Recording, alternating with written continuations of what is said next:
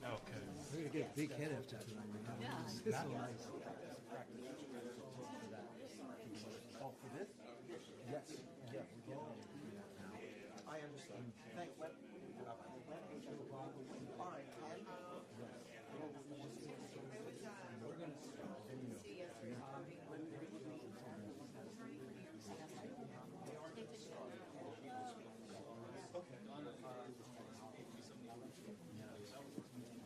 So panelists, you can take your seats, except for K-Rock.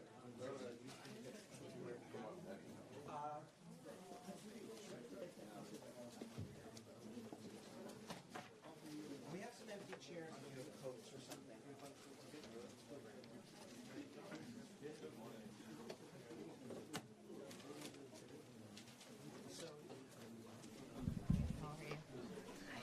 Oh. Do you want me to put a mask on? It's okay. I'm actually about to take mine off.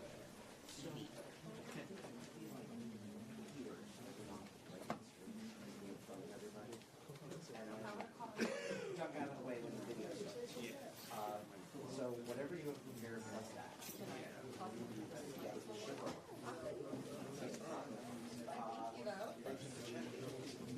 Rod?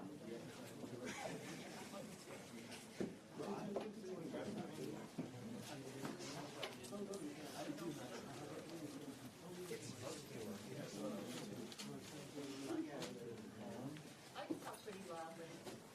Yeah, but we're supposed to have a mic. This, there's a lot of space. The microphone's not working. Oh.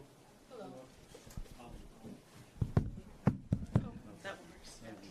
So guys, this is like a conversation. Hello.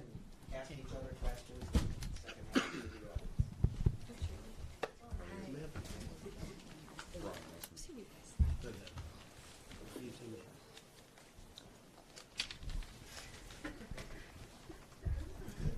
I think so. Well, good evening, everybody. Thanks for coming out tonight. And for those who walked from the other side of campus, congratulations, you got your steps in. You're not by yourself. I've definitely seen it before.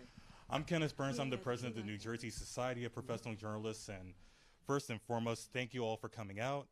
And also, thank you to William Patterson University for hosting us this evening.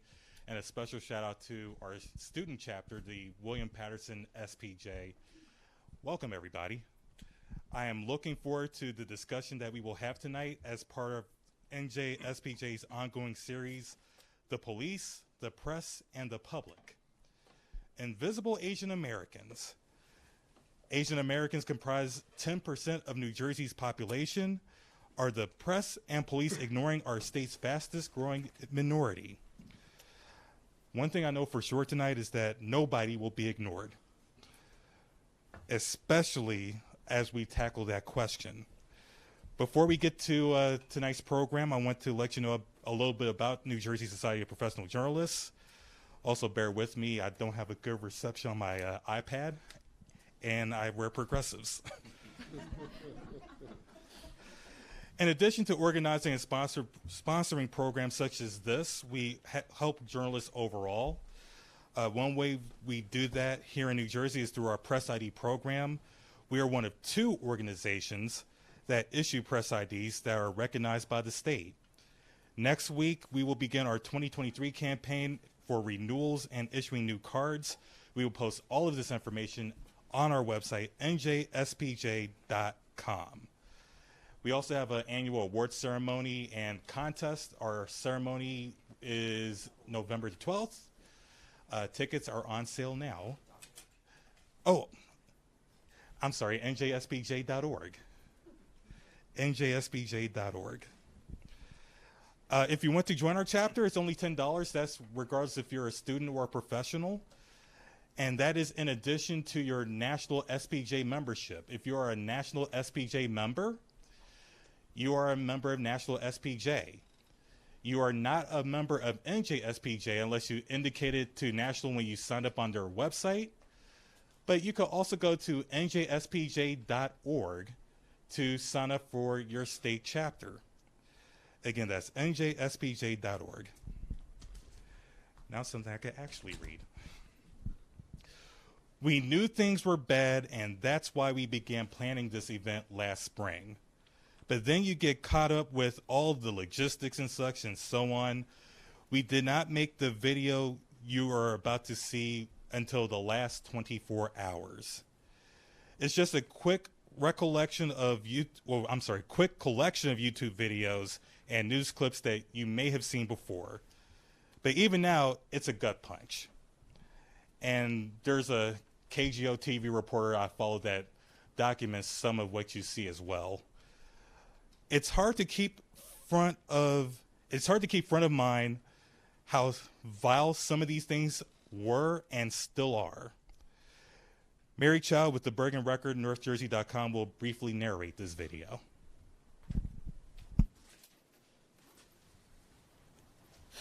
And Robert, good anytime.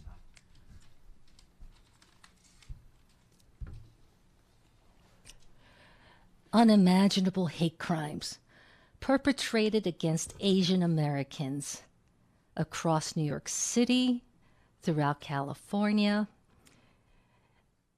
beatings, being pushed on subways, all because they're Asian.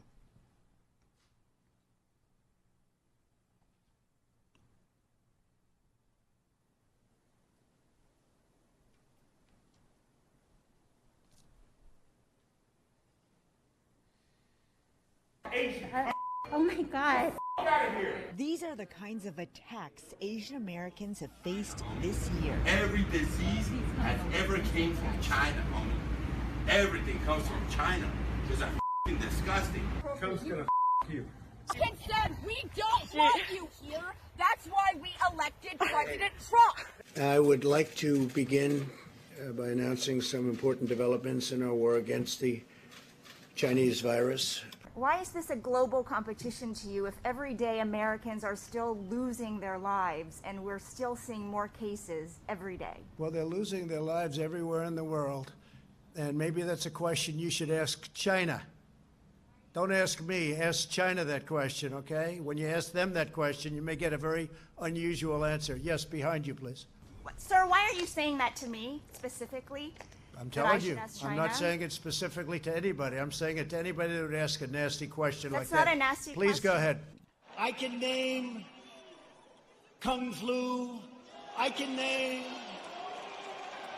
19 different versions of names.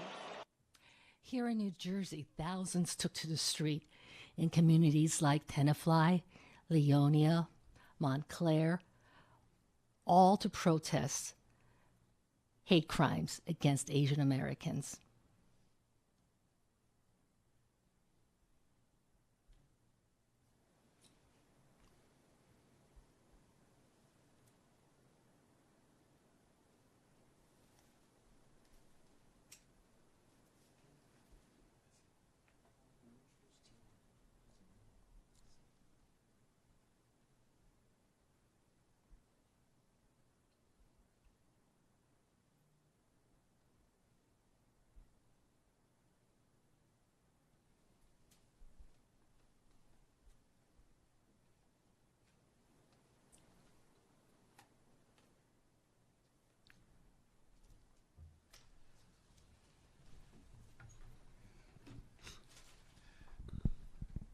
That sets the tone for tonight.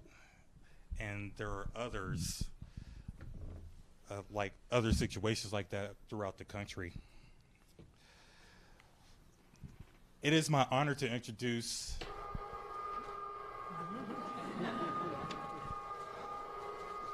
we're going to the rafters. It is my honor to, and certainly an honor to introduce one of the most decorated journalists in our industry. But don't take my word for it. The folks who awarded him a Peabody, a Murrow, and 5 New York Emmy Awards have made that determination for us. He is currently, from what I understand, with Newsday TV, another outlet I need to check out. Our moderator for this evening, Tiwa Chang. I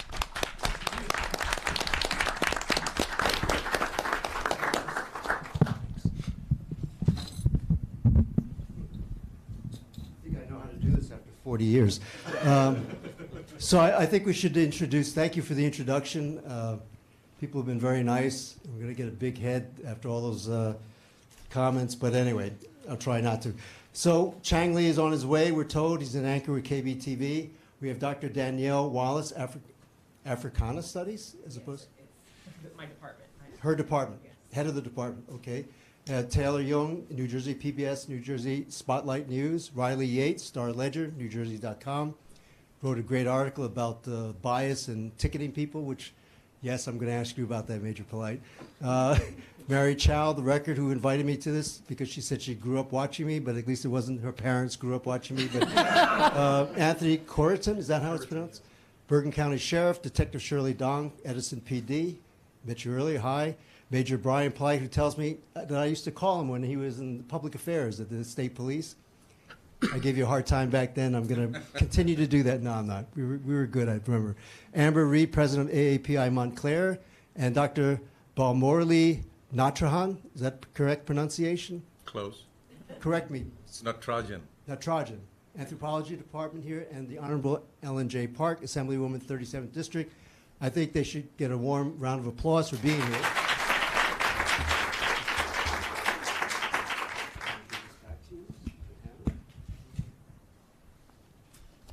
So, the title of this, I'm told, was Invisible Asian Americans, Bias. Can you hear me without this? I'm pretty loud. So anyway, Invisible Asian Americans, Bias Against Asian Americans by the Press, by the Police, and by the Public. And it's sort of interesting because when I first heard this, it's interesting to note that both the police and the press are both service industries. And we distrust and hate each other, basically, from what I've seen over the years in terms of, or at least distrust and dislike, in terms of the press generally distrusts the police, and the police generally, I would think, overall, dislike the media. They can correct me if I'm wrong. In the 1960s, the U.S. Census first began recording the race of American citizens in the census. Back then in 1960, there were roughly 800,000 Asian and Asian Americans in the United States, Asian American and Pacific Islanders.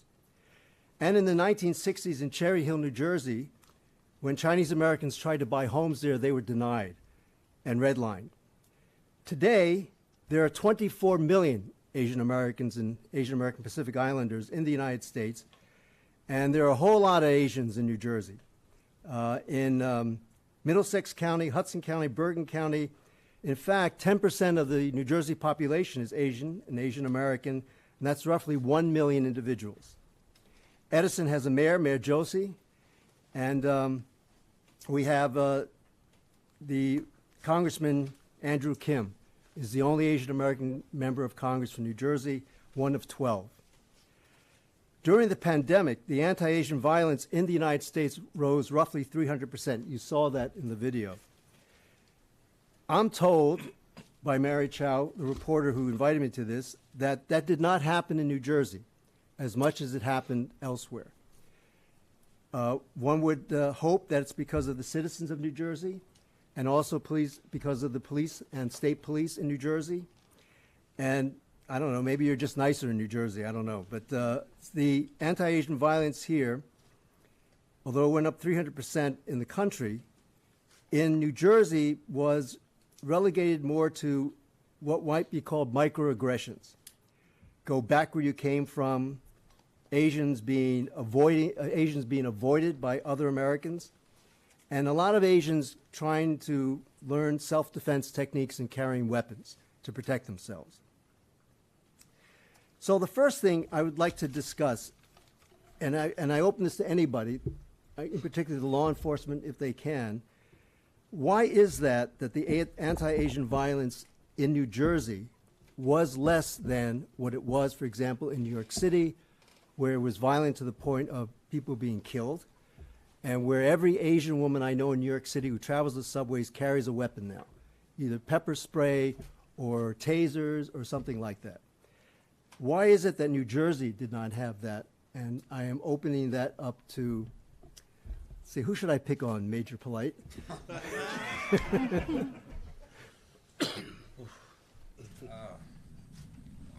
Thanks for having me, and thanks for picking on me. That's when I think about that. I think about law enforcement in New Jersey, and I would say, speaking from my experience as far as law enforcement and the state police and other law enforcement agencies in this state, how we interacted with our communities, I think we have the relationship could always be better, but I think we do a lot of outreach to our communities. I think you look at New Jersey as a state, we are more diverse, especially in the northern part of New Jersey, than most states. I think when you look at how diverse we are and how used we are to living together and working together, you wouldn't see that much as much violence that you would see in different parts of the country. Now, when you look at New York City, if there was more violence in those places in New York City as opposed to New Jersey, I think it's more of a New York is a commuter town, city. You have many people on the subways walking around. I think there's more opportunities for more that type interaction, of violence, more direct interactions interaction, right. with direct interaction. I think that you could attribute it to that. But I would say overall, what I see in New Jersey is I see that the New Jersey State Police and other law enforcement, whether it's the different panels, the different organizations, our outreach to the community is robust. Not to say that New York isn't. I believe their outreach is robust, is as robust. But I'm really proud of what our outreach to the community is. It can always be better. We would love to see more Asian Americans in law enforcement and the police force. So more victims of crime will feel more comfortable with reporting crime. So I think that's also an issue. But to your question, as far as it being reported more in New York City as opposed to New Jersey, I don't have the stats to say that it happened less. Like by far, you know, I'm sure there's a greater population in New York City, so maybe raw numbers is higher. But as far as it's happening less, I would say that there might be certain factors in play as far as the commingling of people in the towns, but we do a good job in New Jersey as far as our policing and as far as our outreach. And I think that when you look at that outreach, I think it really shows itself, and it shows itself in the community. And I think we're more used to living together, and I think we have a pretty good relationship with our citizens. There might be other factors that I'm missing, because it's not an easy question to say, like a city like New York. Why would New York report more than New Jersey? Like I said, maybe the opportunity was there for it to happen more. I'm open to that conversation as well. Officer, you look like you want to say something. Yes. Piggybacking to what the major has to say, I think New Jersey is known to not tolerate any kind of hate crimes.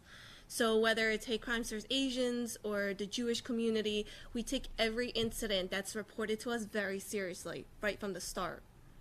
And from what he said, we kind of have, I guess, compared to the NYPD, we have smaller police departments, different police departments, county level, state level. We're able to really target the problem as it's starting and making sure that we, find justice for the victim and hold the suspect or person accountable for their actions. And I think from us doing that over a period of time, people know a little better not to get involved in the first place. And Okay.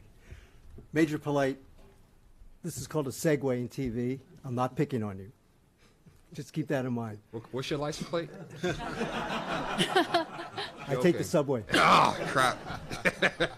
Mr. Yates, you did what I consider an excellent article on how the state police have been stopping and ticketing drivers of color, and they actually ticket Asians the most, then Latinos and Latinx, and then African Americans and whites the least. Now, that's not the same as violence. It's still not welcome. Why do you think that is in terms of, since we're talking about what the police and the law enforcement is doing that's good, in terms of what the law enforcement is not doing that well in terms of ticketing, can you describe a little bit of what the findings of your reporting? Sure. So we have to move the mics over for the live stream. Sure. So what I looked at, and credit to the AG's office and the state police, they released this information. So they were under a consent decree. New Jersey, infamously, was the place where the term racial profiling was originated, and so they were under a consent decree to prevent that from happening. They called it driving while black, right? Sure. Okay.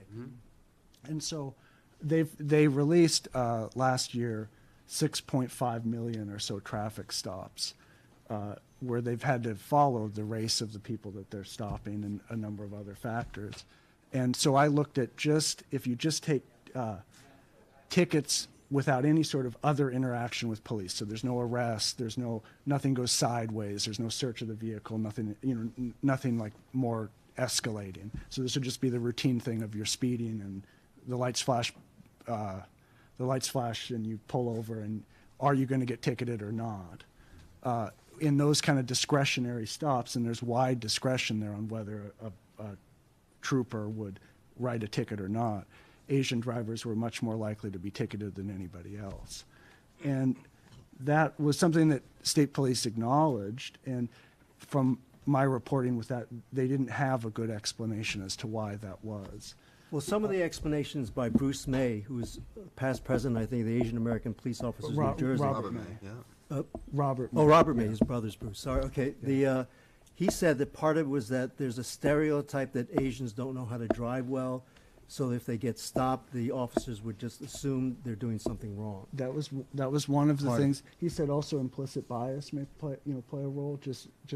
And logically, to me it makes sense that if you pulled over somebody who looked and talked and that you related to, right, you might be less likely to ticket them. And that's one of the reasons why I think when you have these discussions of diversifying police departments, these are some of the places where that makes a lot of sense. And part of your reporting said that 52% of New Jersey was white, but 70% of the state troopers are white. I don't know the figures today, but that seems to comport with what I would believe is true. Yeah, I think you have 30 seconds to respond. No, I'm kidding. I'm not running for office, but I got the numbers here. Yeah, we're about 74% white. Yeah. And then the other thing I would also say is, my reporting, state police are monitored and they pay attention to this. And so the other question that I think is completely fair to ask is, most police departments are not monitored and don't track this. And so I think there's an equally valid question of, if this is happening when there's scrutiny of it and when there's sort of at least on paper, a commitment to changing it, right? What about in other police departments? What are the practices like? And we just don't know the answer to that because it isn't tracked. What are the state police doing? So, yeah, that's a good question. And I can tell you this. You're just full of them, No. I can tell you that when that article came out, I can tell you that there's a lot of things that we're doing. Well, like you said, the Attorney General's office, all of our stop data is public, number one. implicit bias training, which is very important. Every trooper graduating in the academy, every trooper that's in the organization has implicit bias training. Also, you mentioned it's just the levels of scrutiny as well.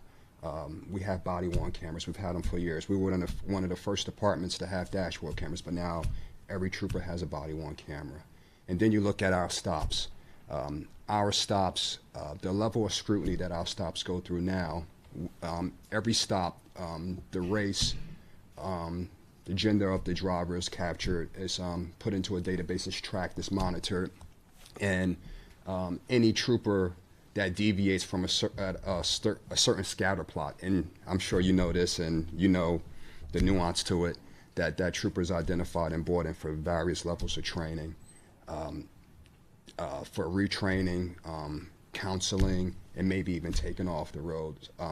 And that data is not only monitored by the state police, by our supervisors, but also by the Attorney General's office as well. So, what percentage of your officers have had that implicit bias training, and how long is that training? Every trooper on the force has had the implicit bias training, and it's once a year at this point. And how long does it last? Is it a day or 2 days? Or I believe it's a day's training. One yes. day's training. Yeah.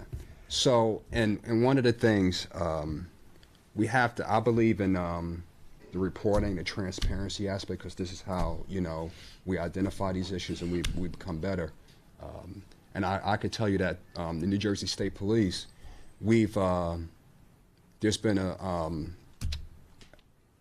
goal, not a goal, but a mandate to make all of our stops public, our internal conduct, our misconduct public. Everything is up there for the public to see. And now that we have these mechanisms in place, the implicit bias training, the various levels of scrutiny that these stops go through, it's a goal that is my personal goal, and it's the division's goal, that we need to hire more Asian Americans in our force. Like you said, it's a level of comfort or a level of familiarity that you have. You said that. Yes, it's a level of familiarity that you have where, we need people from the community to police the communities and police the citizens of our state. Assemblywoman, I saw you nodding your head. Yeah. Do you want to comment?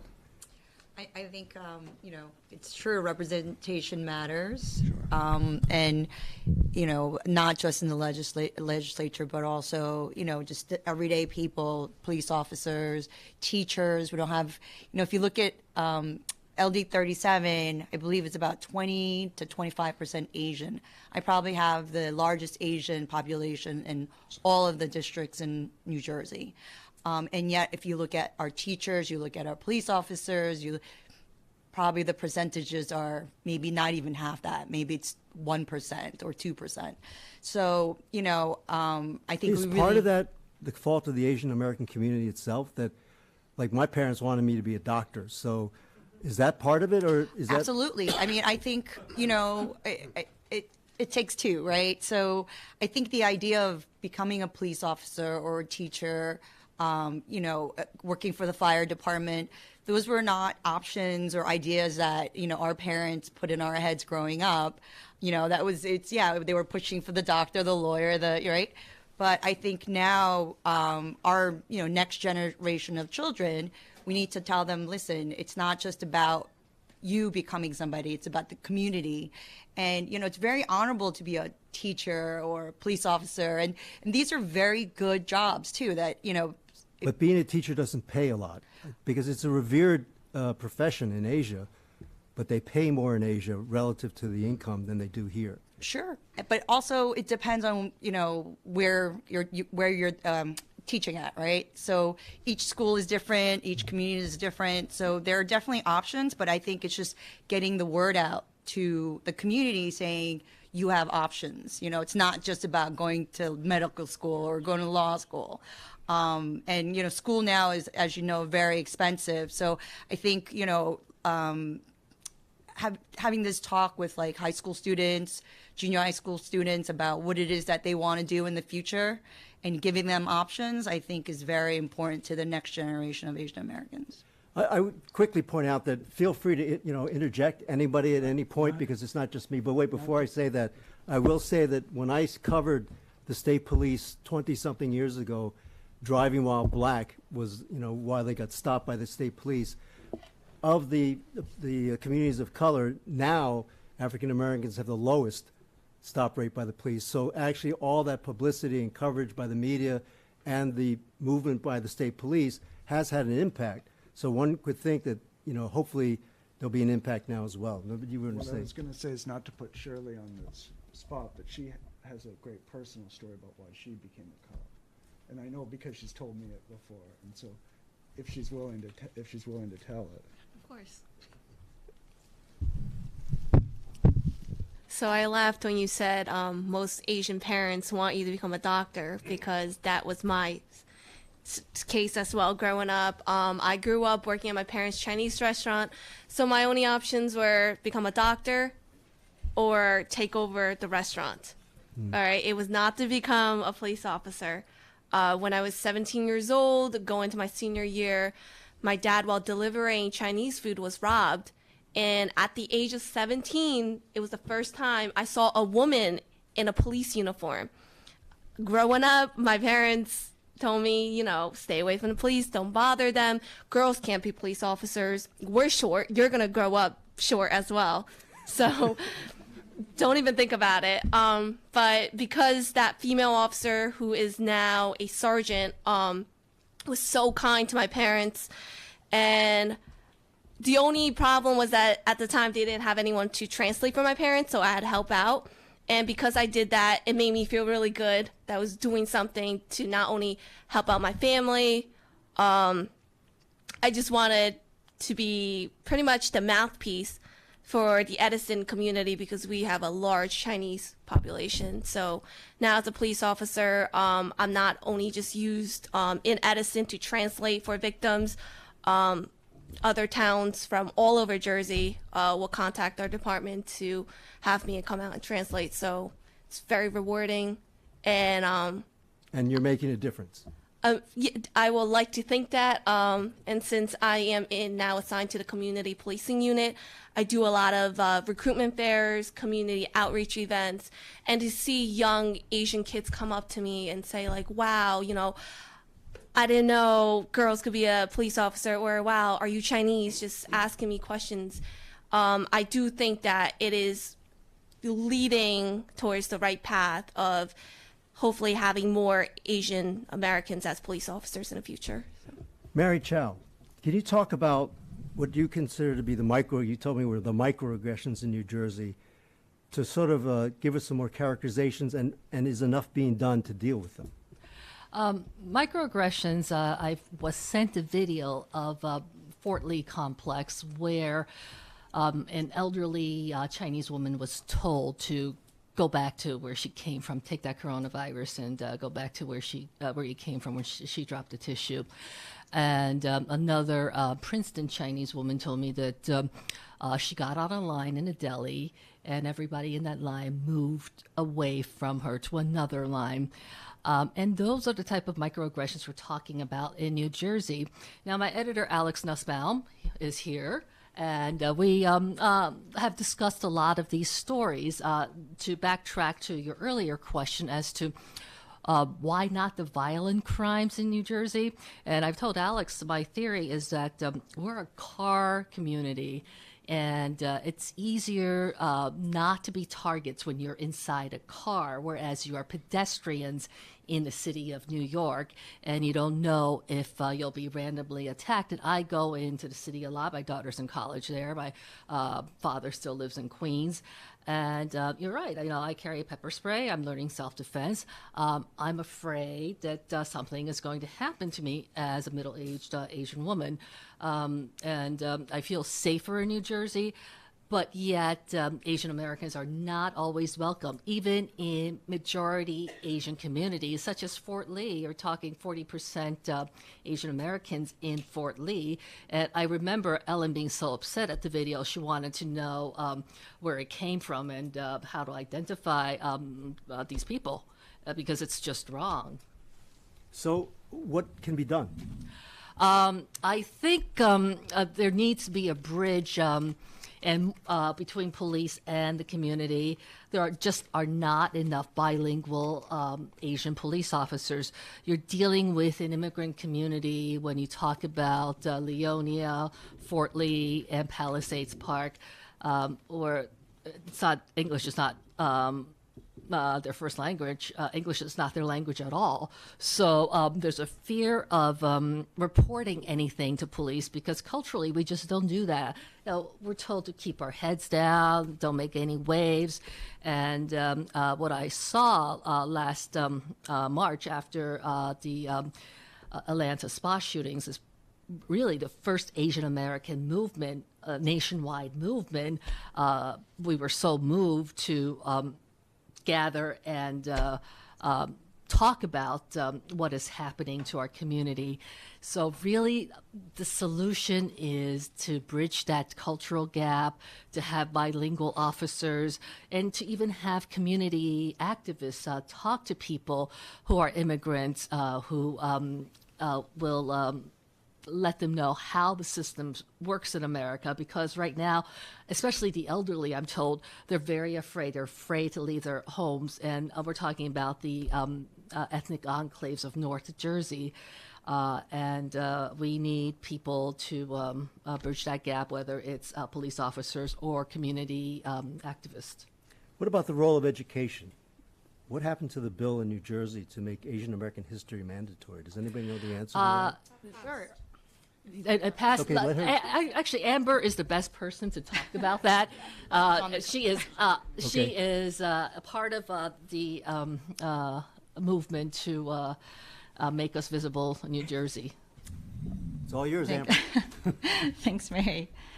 Yeah, so we were a group of heartbroken parents and students who recognized that we are both invisible and hypervisible in really negative ways. Yellow peril, model minority,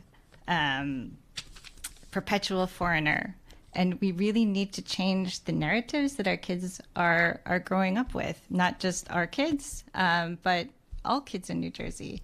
So we did advocate for this historic curriculum mandate that requires that AAPI history and contributions be taught in all of our K-12 public schools in New Jersey. It went into effect this school year. And now AAPI Montclair is launching an initiative called Teach Asian American Stories to make sure that that is implemented meaningfully. Because what does it mean to you when you open your textbook and you only see someone who looks like you as an enemy in a foreign war, or maybe portrayed in popular culture just as the geeky doctor or nuclear scientist? You don't see figures like Yuri Kochiyama, a great civil rights leader, Patsy Mink, a pioneering politician. And so then you don't end up seeing yourself as a public servant, as a teacher, as a possible mental health professional.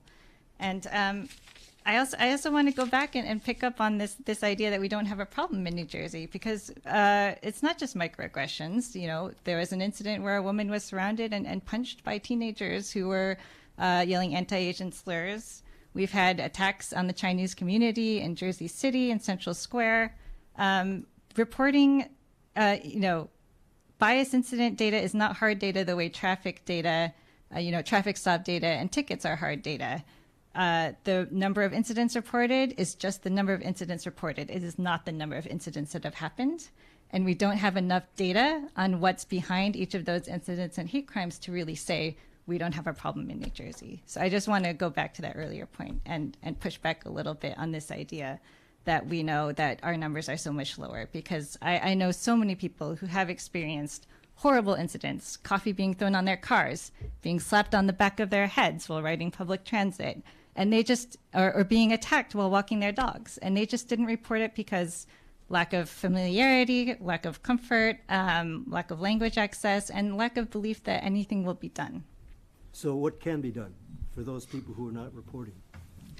I think we need to build trust. Should reporters be doing a better job of covering that and interviewing these people? Or Our Asian American reporters have done so much to really portray us in our full humanity, not just, all of these, Model A student, all of that. Mary Chow wrote an amazing article that talked about a year after Atlanta from the perspective of like multiracial, a multiracial member of our community, an adoptee, first generation, second generation, and beyond. We're so much more complex than we're usually portrayed. So people over there are doing great, but we need this to be support. We need our stories to matter to not just Asian Americans, but to all New Jerseyans, because we're sharing this society. Does anybody else want to comment? Go ahead. Yeah, I wanted to just add to that too. Like, there was a study that came out recently from several social epidemiologists at different universities. And essentially, they said when you look at, and this is focusing just on police violence, not hate crimes in general, police violence against AAPI seems low until you disaggregate the data and you begin to see, and I've written this all out because my memory is like terrible, but Pacific Islanders experience police violence on par or at the higher rates with same as Native and Black Americans. And Southeast Asians died from police violence at 3 times the rate of East and South Asians as well. So I think that These are all New Jersey statistics? This is nationwide statistics, Nationwide, okay. but I also don't want to divorce New Jersey from nationwide statistics because we still all live in America and we're afraid, like, when do we know, like, even for the suburbs, when do we know when is this like incident happening to us? Is it going to progress to be something violent as well? You never know when that line's going to be crossed. And so I think just in general, going back to your point, when we talk about the data that we have in New Jersey, it might not be as accurate. People aren't reporting their incidents. There are incidents that have happened to me and my father. I live in New York. I haven't reported either of them because it's kind of just like almost there's like why, or they happen so often that you're like, okay, I'm just go log on every day or call that phone number every day. I don't know. I'm obviously pretty passionate about it. Like we're experiencing, like we live these realities too at the same time. Feel free to interject. You don't have to wait for me. Just go ahead. I just wanted to. Can he speak first? Oh, I'm sorry. Then back to you, Major. Yeah. Well, thank you so much. I just wanted to make a couple points to follow up on what Amber said. I think it's very important for us to understand that we're not always invisible. It depends on the context, and it depends on how power operates in that context vis-a-vis difference. So we've been hyper-visible for a very long time.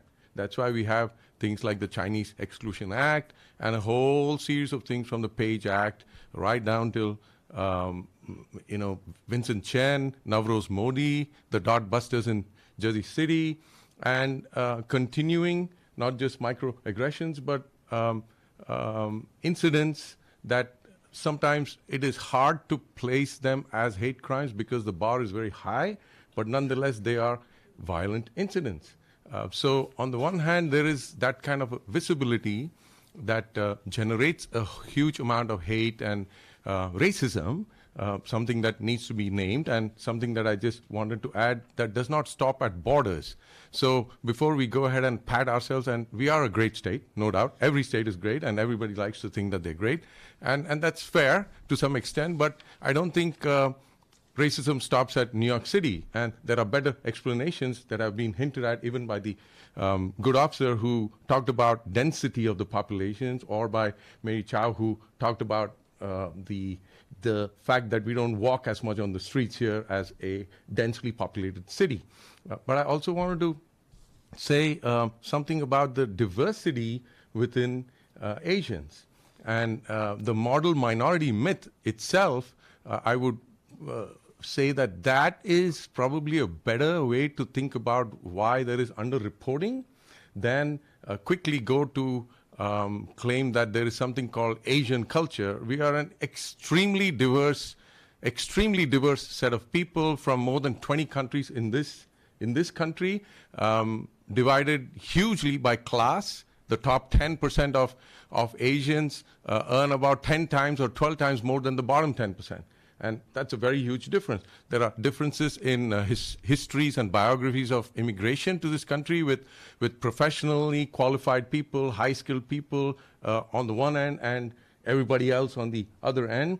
There are homeless Asians, there are undocumented Asians, there are super qualified spelling bee winners or whatever else and all of that. But all of this has something to do with how model minority, which is definitely a myth that has been in some ways deeply entrenched, and it is I must add, and there's a rich literature on this, that it is anti-black. So it prevents the solidarity between black, brown, undocumented, LGBTQ populations that is absolutely key for us to have, and that is the way in which we can build trust, with trust being the main thing that the police and different communities need to work on.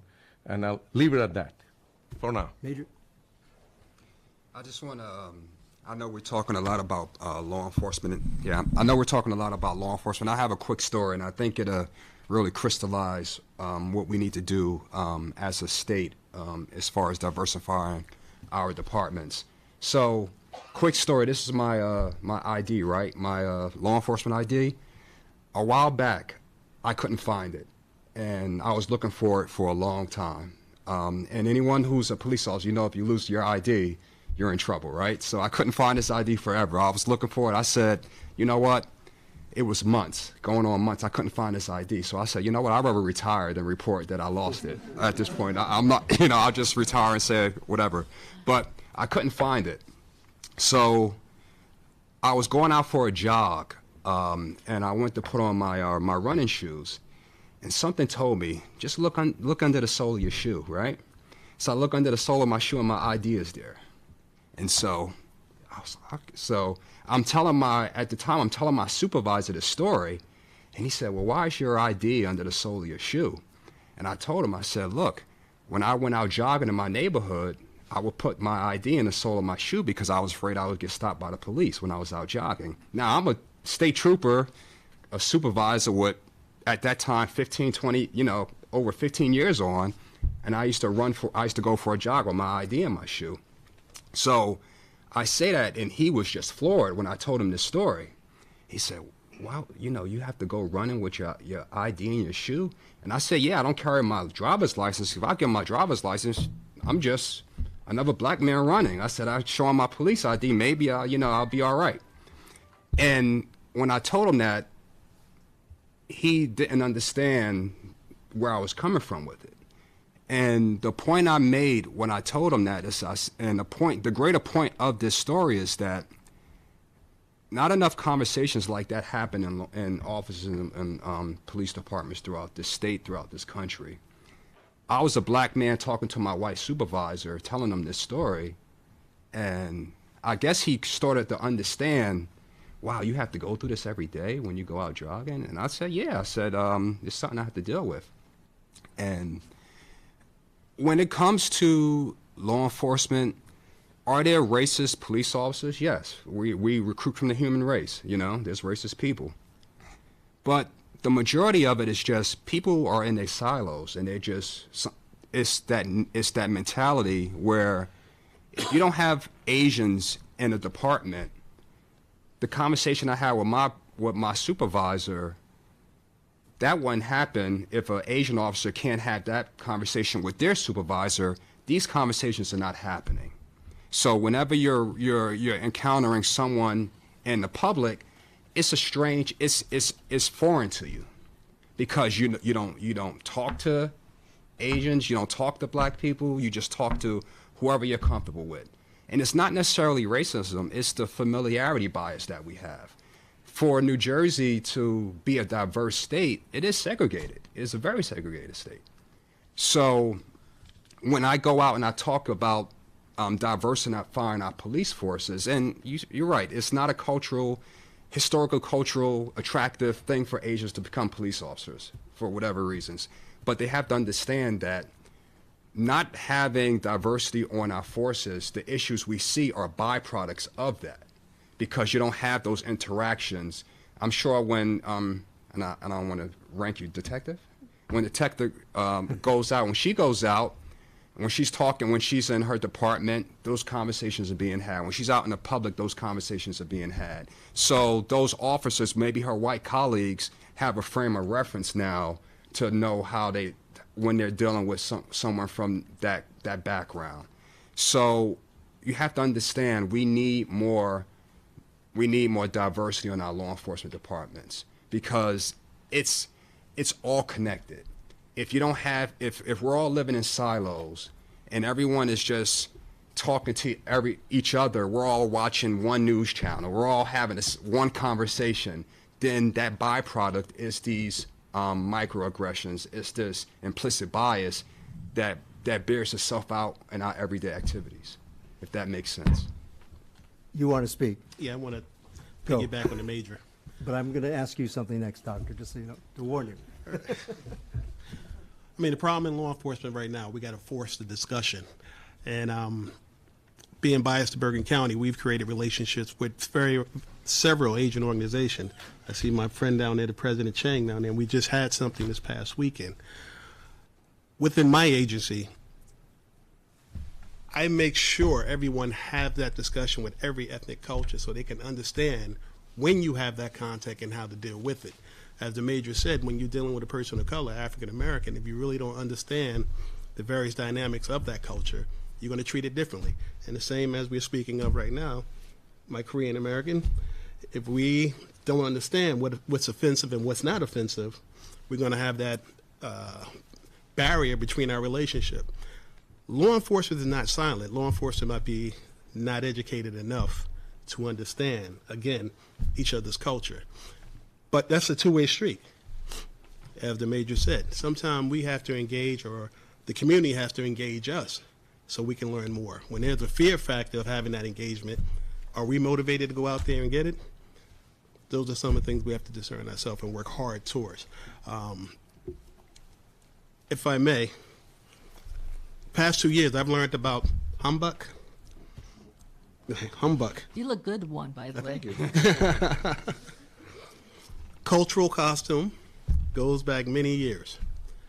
A lot of my co-workers and other executive officers looked, I won't say frowned upon me, but looked and didn't understand why I put that cultural garb on. Well, I put it on because now when I sit with my Asian community, me personally, okay, you took that initiative to learn about my culture, which means, I don't know about you, that's kind of like self-fulfilling that, hey, you want to know more about myself, and that's that bridging of the relationship. So from a law enforcement perspective, yeah, we have to take that step. Yes, I'm an elected official, but that's the accountability side of it too.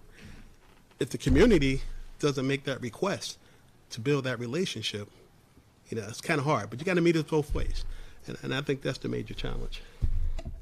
So this is something I say to Asian American audiences. 90% of the Asian Americans in America would not be in America if it were not for the Black Civil Rights Movement.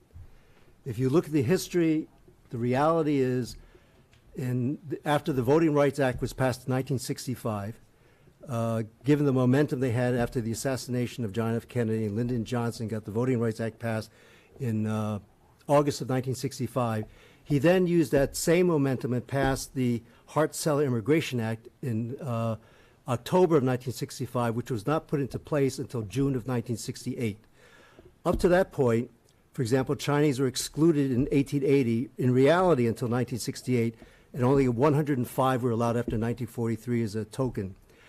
But the change then was 20,000 persons from every country, and that include all the Asian countries. I met the person who actually wrote the bill, and I asked him, where'd you get that number? He said, oh, no, it just sounded like a good number to me. So he just picked that out of thin air. But the reality is that most Asian Americans are not aware that 90% of the Asians and Asian Americans in this country would not be in America if not for the Black Civil Rights Movement. On the other hand, the reality is there's a lot of racism in the Asian community, in the Black community, and clearly the Latinx community. I don't know about Native Americans, and certainly the white community. Every community has a bunch of racists in there. And that's something that I think has to be recognized. And what I would ask the doctor is that one of the things that was said was talking about Asian American history. How important is that? Is it also important that we, as Asian Americans, speaking not as a journalist but as an Asian American, that when we push for Asian American history, that we also push for African American history and Native American history, and also for the Latin American history? Because I recently did a story about Oklahoma and found out that Andrew Jackson was not only a slave owner, but he also, committed genocide on thousands of Cherokees when he forced them to move from Florida to Oklahoma. So is that something that should be done, on an education level, that we all push for all education? And when I say all, I mean most of the white people's stuff is told, but I never learned about the Chinese Exclusion Act or the building of the railroad, and I learned about the Japanese Internment Act because in college, one of my roommates, his parents were interned, and I'd never heard about that in high school. So if you would comment on that. Yes, I do think it's important. So what has happened in New Jersey over the past 30 or 40 years is that New Jersey has kind of gone very piecemeal in regard to teaching the stories of communities of color. And so in the 1990s, you had the Amistad curriculum that was implemented, and we see the Asian American curriculum. And so it's really as certain groups start to, start to motivate themselves, start to, collaborate together and decide that they want to see their stories told within the state curriculum, that these things happen. What we really need, right, is this overhaul of the K through 12 curriculum in the state of New Jersey. Instead of doing it piece by piece, as each group starts to, galvanize themselves, we just really need to say what's missing. Right? And why are we still waiting for people to say, hey, what about me? Hey, can you include me? Why aren't we teaching a more inclusive curriculum from the very beginning in the state of New Jersey? And so, we wait and we say, okay, well, now we'll do an LGBTQ curriculum. Now we'll do an Asian American curriculum. Maybe, we'll do a Native American curriculum in 5 years. The curriculum needs an overhaul, plain and simple. And so when we think about, what can we do in the state, yes, education is a critical part of that. In my classes, I hear students say, I've never heard that before. And how come I wasn't told that? And very often they feel lied to and misled, because they say, well, there's this whole other side of American history that I should have been hearing and learning. And that's the truth. We need to understand the American story from the point of view of the people who live here, right? Not just the people who have the loudest voices. And what's preventing that change?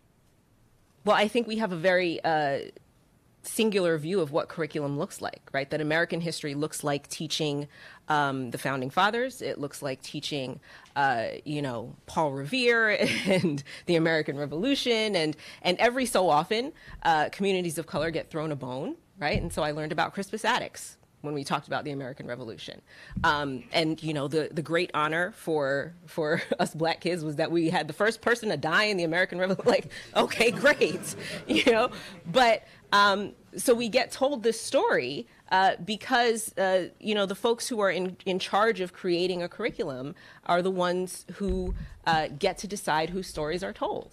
And so part of that, yes, we need more people of color in education, elected to, school boards, elected to superintendent, and so that we have more say in policy and more say in what gets taught in our schools. And what difference would it make, do you think, in terms of the relations between people in New Jersey if everybody's story was told to a greater degree? I think the power of understanding commonalities is I don't think we pay enough attention to that, right? I think it's underestimated. When we can see how much we have in common, how similar our stories are, right? Hearing that certain communities, you gave the statistic that 90% of Asian Americans get here after the Civil Rights Movement. That's speculation on my part. Okay, well. I think it's pretty close to that, but I don't have any hard data. But the fact is that there's these laws that come into effect that impact the ability of Asian Americans to emigrate into this country. And we don't get told that story, right? And so very often the picture that we get of, in particular, Black Asian relations in this country is sometimes antagonistic, right? Often antagonistic, because there is this lack of understanding of the type of commonality. The anti-Blackness linked to that model minority myth helps to put a wedge in between these two communities and prevents people from really understanding that we're pretty much in the same boat. Right? Things look a little bit different from us for various groups. But the reality is that we're all experiencing various levels of violence, right? I would call microaggressions violence. That's emotional and mental violence occurring on a daily basis. There's data to show that microaggressions take a psychological toll on individuals. And so I think understanding that commonality, understanding understanding all of that would help these communities work better together in order to bring about social change. Just so you know, I'm going to open up to questions to the audience. So if you want to start thinking about them, if you can, keep them to 1 or 2 sentences. And sir, at the end, could you talk about, you can talk about anything you want, but could you mind talking about stereotypes of Asian Americans in general and the impact that it has on the lives of Asian Americans? I would first say that I agree with a lot of what she just said. I would like to see more diversity in teaching in schools, especially because these students are our future, and they need to understand that diversity is what makes us, and we need to be inclusive. And then they go on forward to the workforce and etc. As the sheriff said, he had to wear a hanbok to be more approachable to the Korean community, and vice versa. If we can teach that to these schools, to these students, we would have a base then. And therefore, we can start bridging communities at a very early point. And I think that's very important. That's one. Stereotype-wise, obviously, being a Korean American, you're either a lawyer, doctor, very quiet, studious, nonviolent. BTS? Oh yeah, BTS. Yeah, if you're in that category. But I think we do need to speak up more. And we need to start actively approaching the services that are open to us. So the police force, the sheriffs, right, to the schools, to the media, so that we can get our voices out and to tell them that, hey, listen, this has happened. We need to know what we can do to correct this. One instance, there was something that happened in Fort Lee High School. I can't really give much details about it because it affects high school students, underage students. So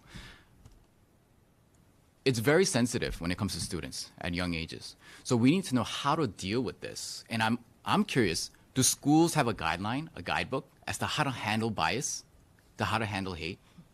If they don't know and we're not told about it, then what happens, right? As a parent, because I have a 9-month-old now, and I wonder to myself, is my son going to grow up later on and be a victim of Asian hate? Then what's going to happen? Or his teacher is going to protect him or protect others, right?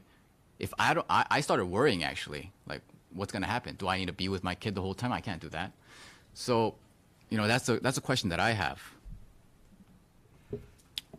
It's also a two-way street, though, isn't it?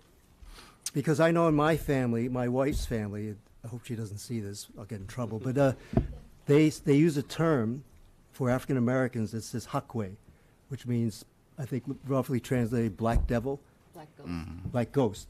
Okay, it's a derogatory term, nonetheless. And I told them that when my kids are there, don't use that term around my kids. If you're going to use it among yourselves, I know you're older, whatever, that's fine, but do not use that around my children. And my children don't use those terms. So there's plenty of racism within the Asian community as well that has to be addressed. And I see on the street level frankly, a lot of hatred between the communities on the street level. Not at this level where people are, I don't know, higher level, whatever, being more intellectual about it, but on the street level, I see a lot of African Americans looking at Asians thinking, oh, they're getting an advantage.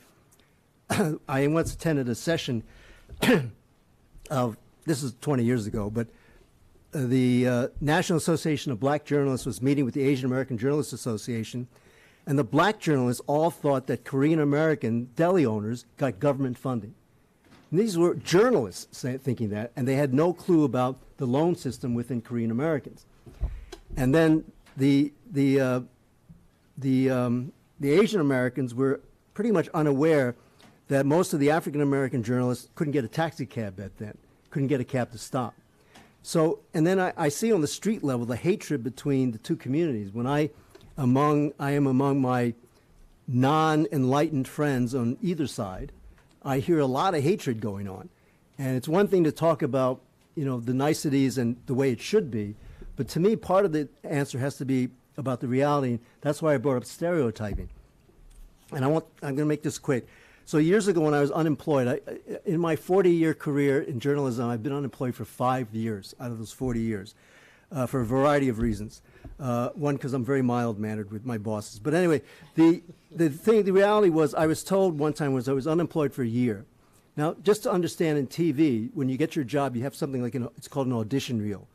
And they put the audition reel and they look at your work and they decide usually in 7 to 10 seconds whether they want to hire you or not. So I called up a mentor of mine who was actually a high-ranking executive at ABC News at the time. And I said to him, Al, should I quit? Am I not designed to be a journalist? I was thinking maybe I'm not a good enough reporter, not a good enough writer, definitely not good at corporate politics. And so he said, no, you're a good reporter. And he said, you're not being hired because you're an Asian male.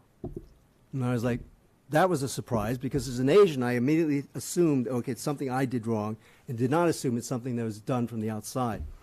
He said, when I put in an audition reel and I see an Asian male, my neck gets tense and my stomach gets a little queasy, and I feel uncomfortable because I start thinking about a karate expert, a Chinese laundryman, or a Japanese Yankee who dies soldier. He said, when I put in an audition reel of an Asian female, I feel good. I see geishas, China dolls, Susie Wong, an acquiescent female. Those same stereotypes in the corporate world have the opposite effect. And apparently, if you're a sneaky guy, they like it in the business world. But if you're an acquiescent female, they don't like it. And you have to fight that. So you have the same exact stereotype in two industries having opposite effects. So the role of stereotyping, who wants to talk about the role of stereotyping besides me? I want to pick up on something the professor said about it being a hallmark of white supremacy to try to split us all up into little silos and pit us against each other. And it's very important for the Asian American community to recognize that model minority myth is a giant booby prize. And being like white supremacy's pet minority is not going to help us, and it's not going to help our allies.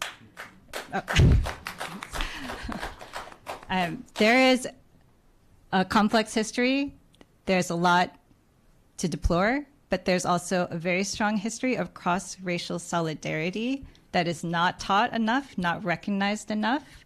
After Vincent Chin was murdered, it was Jesse Jackson and other Black leaders, Jewish leaders, Christian leaders who came together with the Asian American community and led us to the first federal civil rights trial for an Asian American. It was an alliance between Asian American and Latino farm workers that led to really important reforms in labor for all American workers.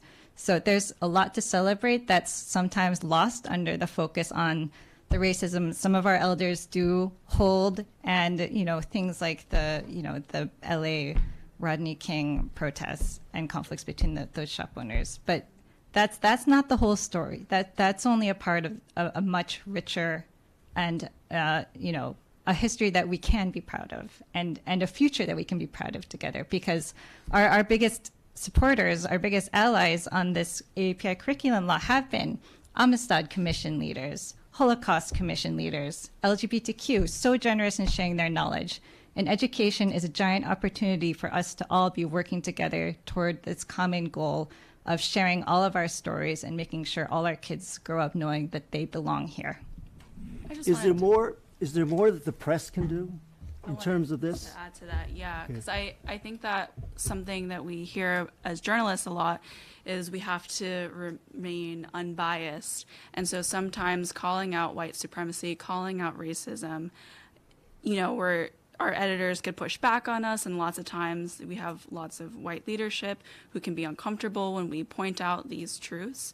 But I think that what we're talking about is incredibly important too, is, you know, the model minority myth is this double-edged sword, and it really does stand to divide us. And I think that, as we mentioned, those histories and those stories get lost. But, you know, there have been many times throughout my short career thus far where I try to point this out, and it's like, oh, well, you're being opinionated.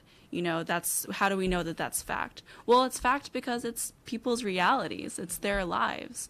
And that's something that I think people of color, journalists in general, face when they try to tell their stories. But it happens especially when we're trying to talk about Asian American violence, why it came to be with the model minority myth, and how that myth itself was born in anti-Blackness. So, yeah, the other thing I'd say is just like, you know, talking about police lacking diversity. Unfortunately, newsrooms lack diversity, and that's a huge problem. And the thing I think that's good is that I don't think there's any more an argument about the value of diversity, and I think that there's an acceptance, a pretty broad acceptance in our society, and it's obviously it's not universal, but that diversity in and of itself is a good value. And you know, I think just like police, it takes time and it's not moving as fast as it should. Newsrooms, it takes time and it's not moving as fast as it should. Well, newsrooms are shrinking, and I'm at Gannett, where we've just laid off, and our people are on furlough. We'd like to diversify our newsroom, but I'm an Asian immigrant. I'm an immigrant from Taiwan, and of course my father wanted me to go into finance or something more secure, be a doctor, be a lawyer. I married a lawyer so I could go into journalism, so it's all good now. But we need to encourage more Asian Americans to go into journalism as well. This is not a profession they seek out. And at this point in my life and career, I do this because I think it's important for people like me, the immigrants and the underserved, to have a voice and a platform. And I'm privileged to have a beat where I'm able to tell their stories, and not just from the lens of the model minority, or let's do a Chinese New Year story that they typically do, or not the victim type stories either, but to provide a depth of experiences from a wide swath of Asian Americans, because we're not a monolith, and to share all of the stories. Can we talk about some solutions? For example, why don't Asian Americans vote? Oh, this is I have written about this, and I'm about to write about this again, because they do not know how to vote, and they do not want to seem like they don't know what they're doing, and they're afraid of approaching other people to ask that question. That's the immigrant. I know immigrants who have been citizens for about a dozen years or so. They don't know how to vote, so they don't want to seem ignorant, so they just don't bother. And another issue is that they don't feel connected to the candidates. They feel like their vote doesn't count. You know, I don't know anybody. My vote doesn't count. Or they'll vote every 4 years for the president, but are you ever going to see President Biden? No. They don't bother with the local elections, but they'll vote every 4 years. So they feel disconnected from the candidates. And the candidates, they all know who's voting and what the prime voters are, and you only have so much time and money to target the voters. So they're not reaching out to the voters who are voting every 4 years or not registered at all. And then with the immigrant population, they just don't understand how to vote, and they just don't bother telling anybody they don't know how to vote. And around immigrant Asian dinner tables, a conversation is always about family, education, and food. And did you get a boyfriend yet if you're single, or girlfriend? What about I think what about also not coming from democratic societies, and also about not wanting to serve on the jury duty? Yeah. I think it's the idea of if you vote, now the government's going to they're going to know everything about me, where I live, how I vote. It's that mentality of I don't want government intrusion in my life. So, and I think that's the whole process of registering to vote. Like, oh, now they have all of my information. Now they see me online to vote. Like, I think there's a lot of that also. But, again, I think my vote doesn't count. So even if I vote, it really doesn't affect me, So I think trying to get that word out again about representation is really important because, I'm the only East Asian legislators in the state of New Jersey. So there's 120 of us, right? There's 80 assembly members, and there's 40 senators, but yet I am the only East Asian. So if you look at, if you look at the Asian population in New Jersey, we're about 10%. There are one Pakistani legislator who's my colleague, Shama, right? And then the other 4 are of Indian descent, right? Southeast Asian, right? Which is great because now we have a caucus. Apparently, 2 years ago, there was only a caucus of 1 or 2 members. But, this is also the first time I was able to help some of the Korean community and was able to get funding for the Korean American Association of New Jersey. There's a Korean Community Center also in Tenafly that got a little bit of money. And they never thought to ask. They never thought that was a possibility. And again, there's only one of me. I can only do so much. But if there was more, think of, not only we'll be breaking barriers. And you talk about, I went to a very diverse, I grew up in New York. I went to Bronx Science, very, very diverse, right? And yes, pushed education. But when I was going to Bronx Science in the now I'm going to date myself, but in the mid to late 80s, it was a very diverse group of people, and we still keep in touch in Facebook. And we have, many of my friends who are African American. They're doctors. They're, judges. They're very well established, and we always had this, we were always going across the aisle and would hang out at school because we were still the minorities then. Apparently that has changed a lot. Apparently Stuyvesant, Bronx Science, all these schools are about 80 to 90% Asian, which wasn't the case in the mid 80s, early 80s. But I think again, it's just educating our family, our friends, to say, why don't you ask about your colleague, your friend, things that you wouldn't normally do, right? Like there has to be exposure at all time, I feel. And even my children, like they tell me like because we have a predominantly Asian community, my kids are very open to all cultures, and they said at a certain age, the kids get very ethnically cliquey, right? In the lunchrooms they separate. All of a sudden they get to a certain, grade. And early on, it wasn't like that at all. First grade, second grade, third grade, we're all friends. Everything's great. They get to 6th, 7th, 8th grade, and they start to separate. And so I tell my children, why don't you invite them over? Why don't we, why don't they try some Korean food, and I think that's, again, exposing our children, exposing our youth to different cultures really is the pinnacle of breaking that barrier. Could I ask why you got into politics? Because obviously you'd be an example of sort of the counterfactual people not voting and not being involved. It's kind of interesting because just for clarity, Bronx Science is 63% Asian, not Asian. Now, okay. It's Brooklyn Tech too. Yeah. Well, that's just Bronx Science. I looked it up. Sorry, go ahead. So, well, we have a class of 900 kids per year, so that's the other dynamic of it all, right? But so I got into politics, and I started with local politics. So I was a councilwoman at Englewood Cliffs, and I've always been kind of curious as to what's happening in town. But really, when I thinking back, that I was vice president for the Asian Pacific Lawyers Association, Students Association. I went to Hofstra Law School, and we had a voters registration drive in Flushing. I grew up in Flushing, right? For 2 days, I stood outside trying to get someone to vote. I think I had 2 registrants the entire 2 days of standing outside. And I was thinking, why is that? Why doesn't anyone want to vote? And so that kind of spun things around, and it's really, again, like you talk about stereotypes, right? I think people think when they see me, oh, you're a passive Asian woman, you're going to be a certain way. And that just makes me so angry inside sometimes. Like, there's actually a column called Angry Asian Men. I don't know if you ever saw that. It's so true, though. Just having, spoken a certain way, thinking like I don't understand what they're saying, or I should be just, kind of submissive or nodding my head. That gets me so enraged. Like this morning, there was yesterday morning, there was an incident where someone cursed at me. It was in the city, and a dumpster truck kind of cut me off, and I couldn't make the left. So I'm just standing there, and I'm like, "What's going on?" And he just starts cursing at me, and I'm thinking to myself, like, "Is it because I'm an Asian female that he thinks it's okay that I'm just gonna, not say anything?"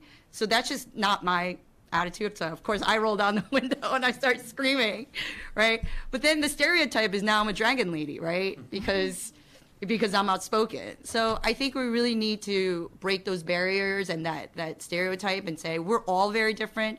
We're not just Asian American. We're Korean, we're Chinese, we're Filipino, there's Japanese. There's so many different colors within our Asian community that, I think also it's the public's obligation to kind of learn that also. Right. I wanted to piggyback off Ellen.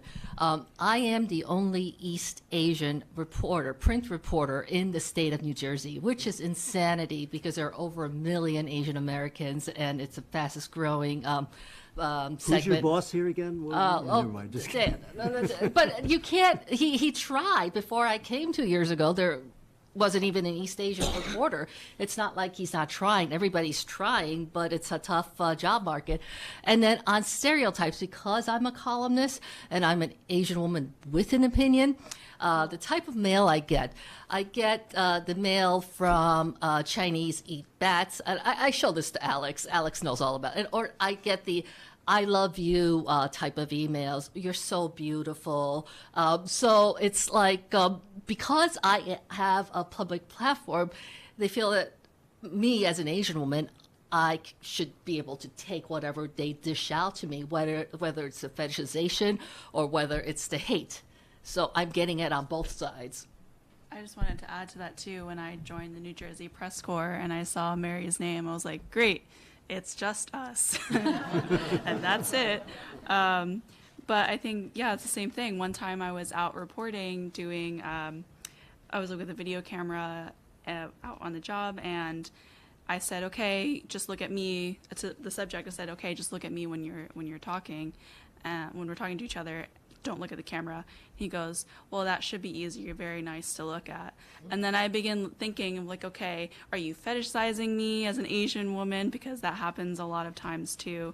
So like there are things we also experience out on the job that make our, work just that much more stressful on top of it. And just even the feedback that we receive at work. Recently I was told that I was gentle.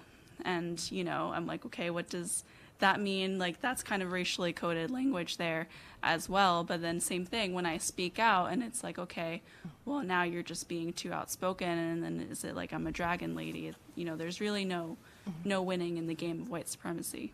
So along the terms of solutions, I once I moderated a panel with Michelle Wu, who's the mayor of Boston, the highest ranking Asian American in terms of the biggest city in the United States, with the Asian American mayor. And I asked her, how did you deal with the, frankly, white men who were really racist in Boston? Because before, years ago, every time I go to Boston, I'd get into some kind of confrontation with some Southie or something. And she said two things. She said, one, I always chose my battles. And then she emphasized, and I was always the best prepared. Said, no matter what, even my opponents, when they would see me coming, would turn to their staff and said, you prepared for this, right? Because they knew that she would know everything backwards, forwards, and upside down, so that if you didn't know your stuff, she would just tear you to pieces. So that's something for the legislators to remember, that choosing your battles and being over-prepared, if you can't. I'm a big fan of yours, and it's interesting what you said about the male Asian American male journalists, because I think during the last 44 years that I've been living in the States, there's been Connie Chung. There's been now like Liz Cho. I can name all the female Asian American journalists, but I think only recently we have Sifan, right, Kim? Sifan Kim. He's my mentee, actually. So it's true. Like, there hasn't been anybody else. Well, it's changed a lot, especially in the West Coast. But yeah, I was the first, which is part of the reason why I got fired a lot, too. But I would also kind of disagree. There's a whole push now with a lot of journalists of color to be advocates for people of color. And I kind of disagree with that, because I think we should be advocates for truth. And when I was reporting, I was the first reporter to cover Asian American issues in New York City, more than any other reporter, print or broadcast. But I never violated any journalistic ethics. All I did was tell stories that nobody else wanted to tell. And I not only told Asian American stories, I told African American stories and Latino American stories and LGBTQ stories. I told everybody's white story. Anybody who was, a story, I did everybody's story. But when I did that, I just followed journalistic ethics of let me tell as close to the truth as I can. And I think that's what's needed, because the reality is when I started reporting, the only reporting on Asians was gang stuff. And that was it. Nothing else. And I did the first stories about people being attacked and not recording them, I did some gang stuff too. But I also found that as long as I broke exclusive stories on Mayor Giuliani, on the fire department, corruption, stuff like that, then I could go to my bosses and say, I want to do this story about what's happening to the Grand Street subway station that only has one entrance for 10,000 people a day, and nobody can get in and out. And then it's kind of hard for them to say no to me, because I said, well, I did all these other stories for you. Why is this story not a story? I did a story for every other community. It was okay, but it's not okay for my community. So I think it's really, I think it's a mistake ultimately, because your bosses, for example, in the Atlanta killings, a number of the reporters, Asian American reporters who tried to cover that, were told, you can't cover that because you're biased. Now, nobody tells white reporters you can't cover the killer who's a white serial killer because you're white. But they told a lot of Asian American reporters, you cannot cover it because you're Asian American. Well, when they did that to me, I would honestly just say, up yours, and then I'd get fired. And I learned you can't do that with your boss. Doesn't matter. They get you on the window. I got caught on the window a lot and stuff. So I got fired for a variety of reasons. Part of it was for journalism. Part of it was because I wouldn't put up with crap. But also, part of it was just I was a pioneer. And I helped Stefan get his job. I helped Arthur Chien get his job. I helped a lot of people. But now it's different. This is a different world. And I think what said that to me the most was an Asian American business conference. Somebody from Goldman Sachs, an Asian American woman, told me that their clients, the clients of Goldman Sachs, asked them, what's the DEI? What's the diversity, equity, inclusion of that company you want me to do business with? Goldman Sachs is not asking that, but their clients are asking that for now. It's become such a part of the business world, diversity, equity, inclusion. It's a different world now. The other day, just the things you could do 20 years ago and say about people you cannot do today, which is a good thing. The problem is, especially in terms of print, so many newspapers are dying, and the media industry is under attack with this whole fake news thing, that nobody trusts the media now, and newspapers just dying everywhere. And where I work at, I just started at Newsday yesterday, Newsday TV, and it's all about going digital, because no one's buying the paper, and that's a loss, because even the TV people are getting most of their stories from print. In a TV station you'll have maybe 15 reporters. At a newspaper you can have 200 reporters. Well, naturally you're going to have more news that way. So anyway, feel free to say something else about the stereotyping, and I'm looking for solutions now. What people think are some of the solutions? I don't know if there's a solution, but it's on its way there.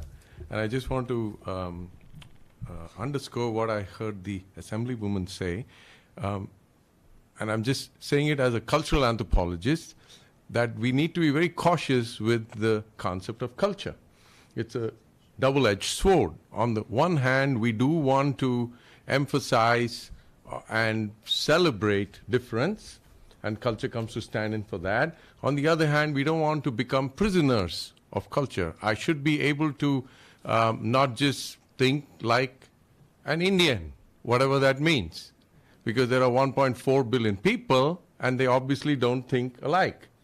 So one solution is, even as we use the term culture in our interventions, engagements, and things like that, we foreground the diversity and variability within households, within families, within every nook and corner of any community.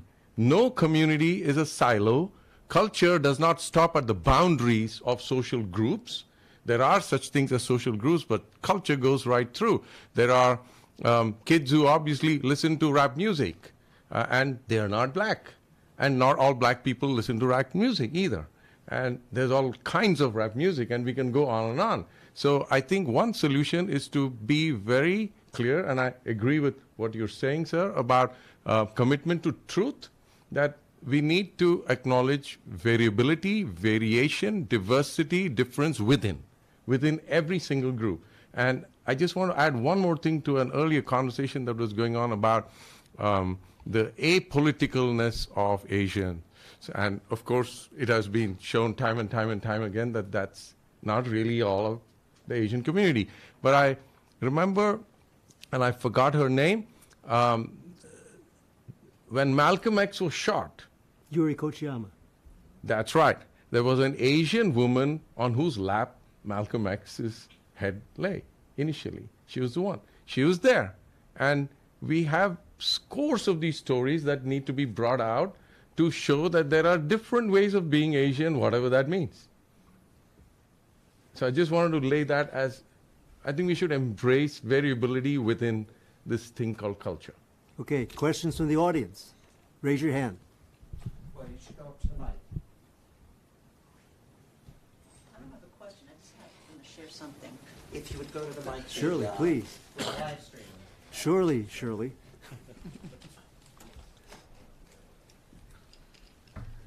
Hi, I'm Shirley Ng. I'm a community organizer for the Asian American Legal Defense and Education Fund at the Civil Rights Organization in New York.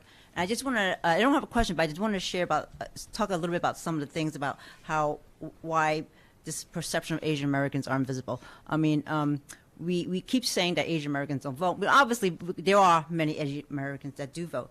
I think culturally, especially for our elders, they're coming from a country where there was no such thing as voting. So that's why the perception is that, what does that mean? Does my vote even make an impact? So there has to be some understanding of our ancestors of why they don't vote. So I think more correctly, people like my generation and my kids, they're most likely are going to vote. I know I'm going to vote. But we also have to place some blame on a lot of the politicians, the candidates. Are they coming out to the Asian American community? Are they coming out to campaign to us and tell us how they're going to represent us? Do they know if our, like, I grew up in Manhattan, Chinatown, but I live in New Jersey, in Monmouth County now. Are they coming to our Asian American communities and reaching out? Because our issues are not the same as the Black American issues. They're not the same issues as the Jewish American issues.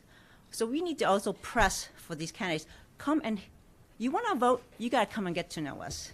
You know, there is some effort, like there was Mark Levine, Manhattan Borough President, who has actually opened, the first political candidate, opened an office in Chinatown under the Lee Association, because his last name is Levine, okay? So he made his connections.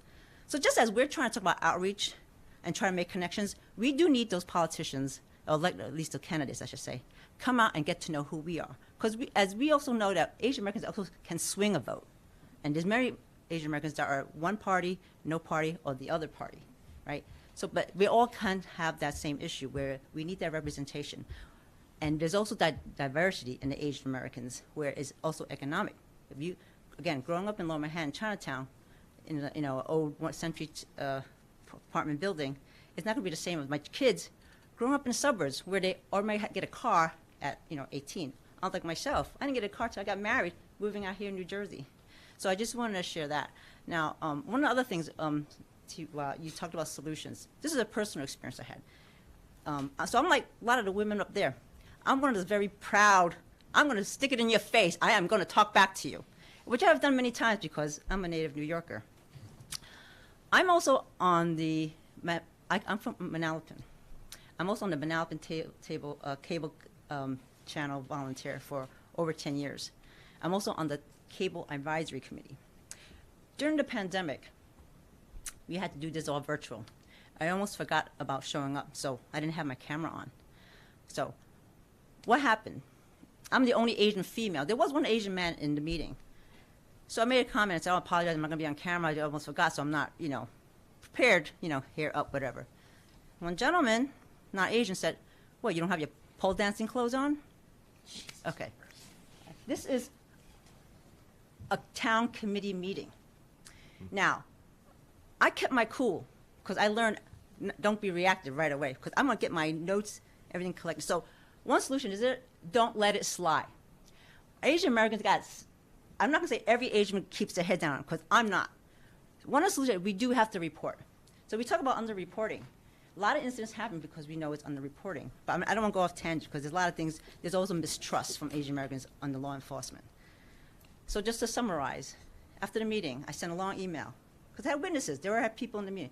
A long email to the mayor, deputy mayor, and this is what happened. I didn't name the person. So just to summarize, we got to report it. I didn't want this person to be kicked out of the committee. I didn't name him. But here's the funny thing. Other people who were in the meeting that experienced it emailed me privately, I'm so sorry, I didn't even pick it up. And this is and these are, men, not even realizing what it said and apologized to me publicly. But you know what? The thing is that we do have to speak up because otherwise we're never going to make that impact. We're never going to get rid of the saying, Asian Americans don't cause trouble. My daughter literally just said, why are you putting up the lawn signs? And I'm campaigning for Andy Kim because he's in the ballot in my district. Why are you putting the lawn signs up in the daylight? People are going to see you. I said, okay, wait. We cannot live like that. We must be fearless. So I just want to share that. Yes, we need solution. First, we got to speak up. And that's what we really need to do. Thank you.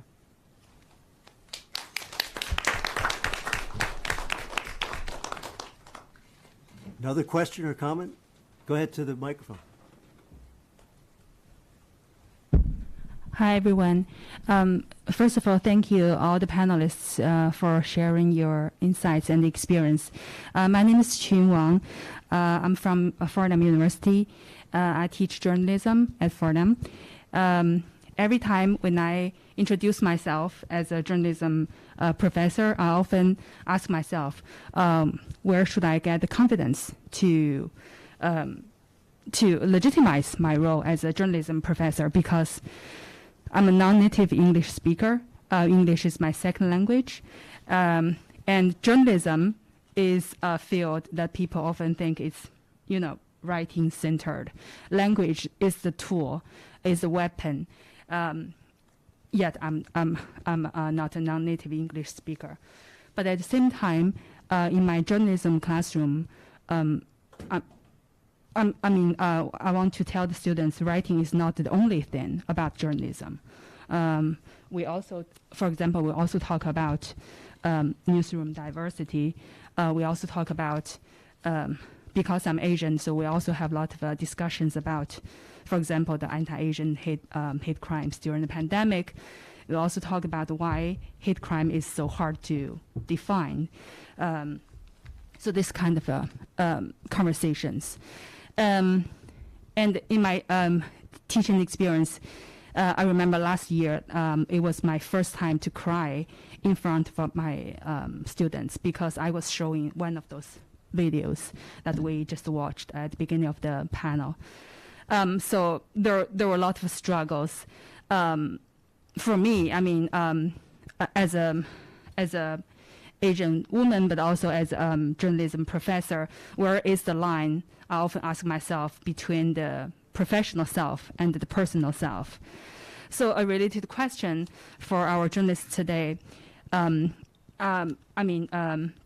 actually touched upon this just now, is so we talk about truth, we talk about objectivity. Whose objectivity? Who gets to speak? Who gets to get quoted in the news, right? Is there a place for something like emotion, personal value, affect in journalism. So I want to hear what our journalists would say about this. What's the message I should take back to my journalism students after tonight's event? So the Thank you question very is, much. how we define objectivity? I think I have a little more leeway because I'm a columnist, and I've written emotionally about the impact of the Asian hate crimes on myself, on my family, and also the community. And I think it's very important to be able to write these stories from that perspective.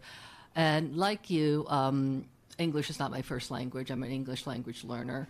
And I've been in journalism over 30 years, and it wasn't like this when I went into the business. Diversity wasn't welcomed. So I never told anybody that I'm an immigrant because I could pass off as ABC.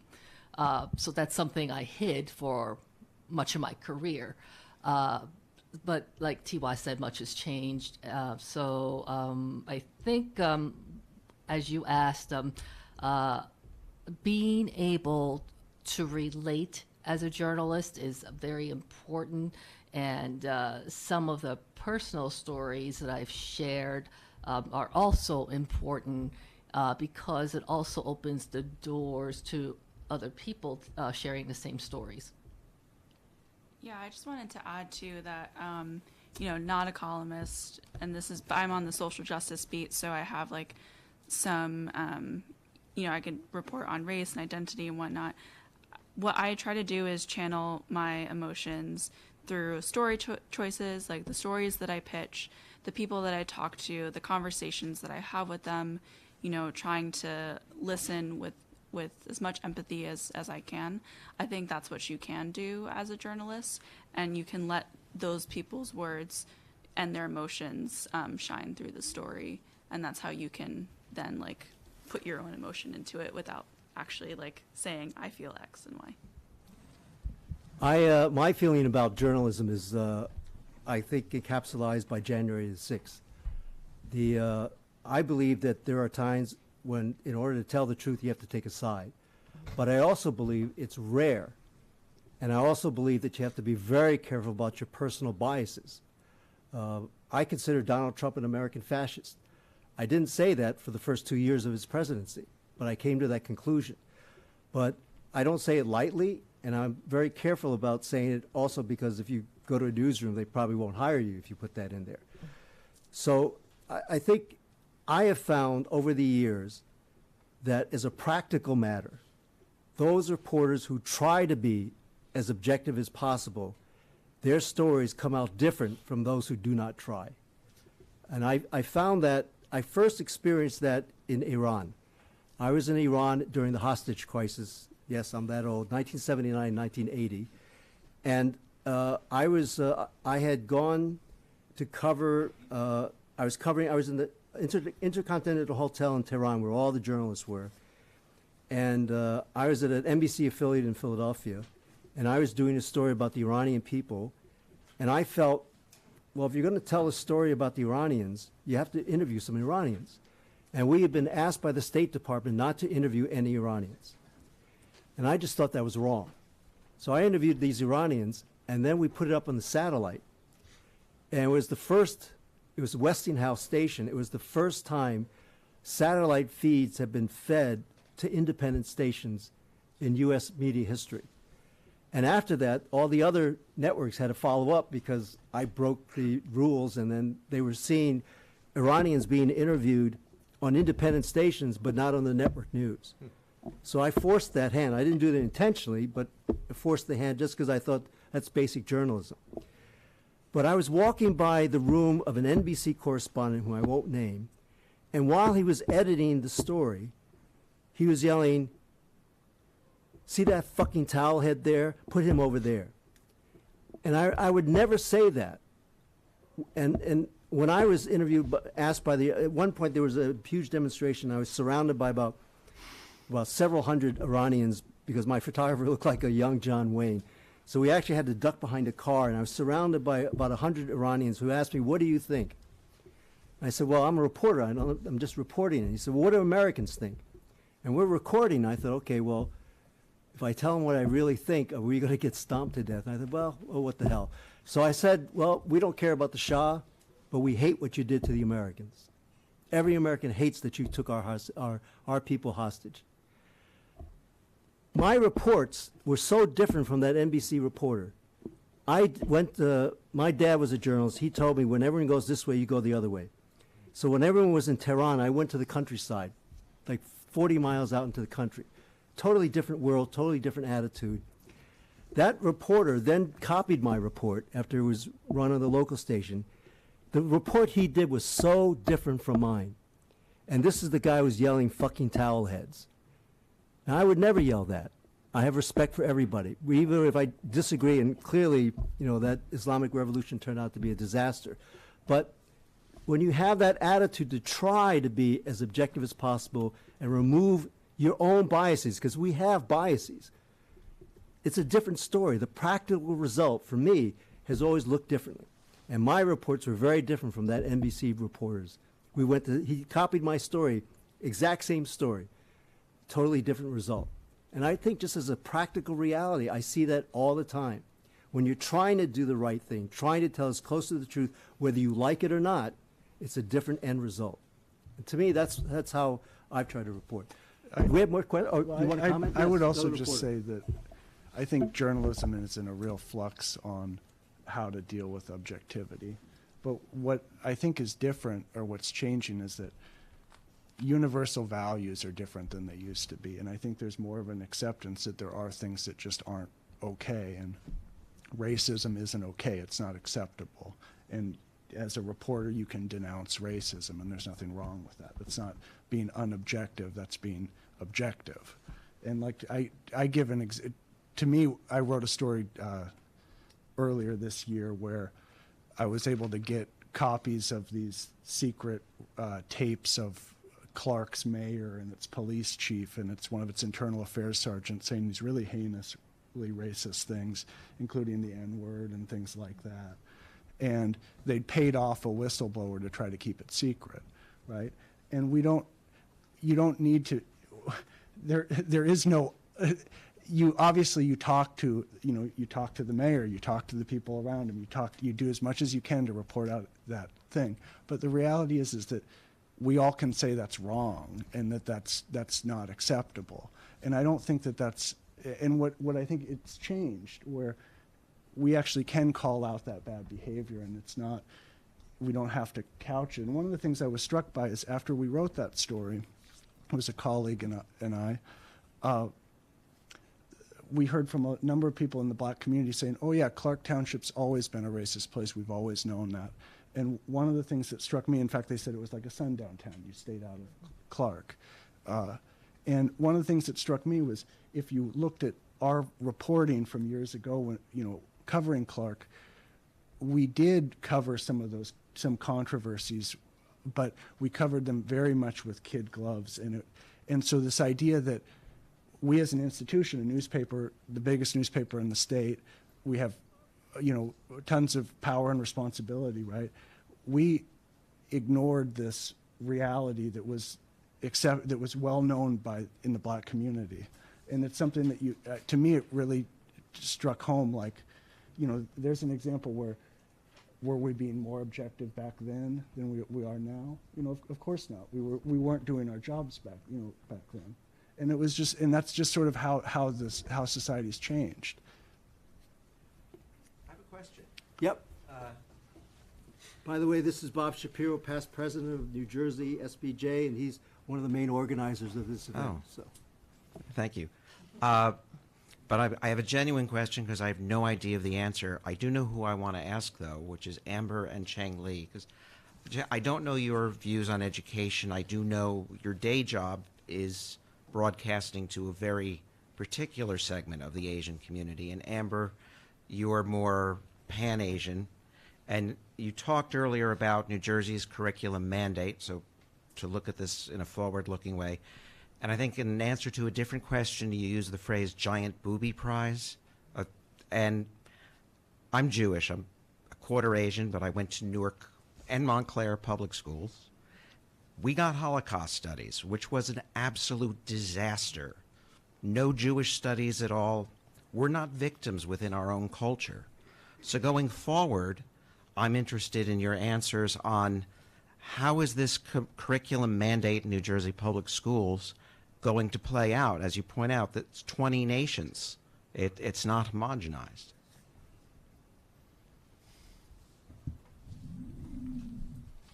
Okay.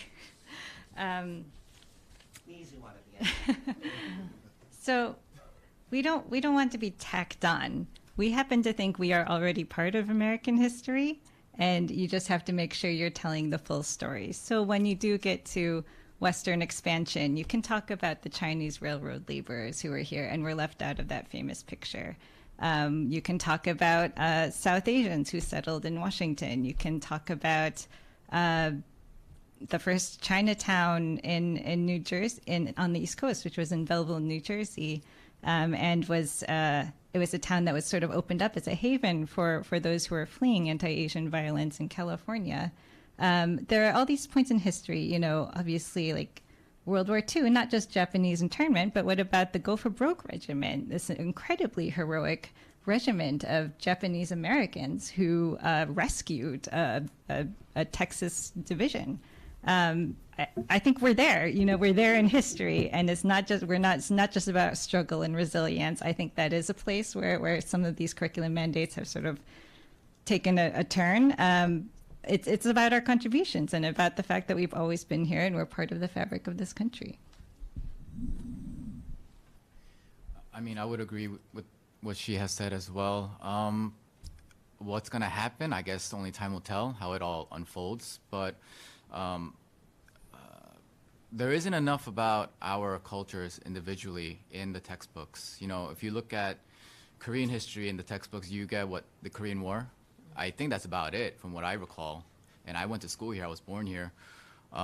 We do need more of that. How they're going to situate it and go into detail, we'll have to see how it goes. But I hope it's done well, honestly. Okay. Major, you began it, you can end it maybe. It's like, I say, how do you, you know, tell the whole story? How do you make sure that education is there? How do you make sure the media is telling that story? How do you make sure that teachers telling that story?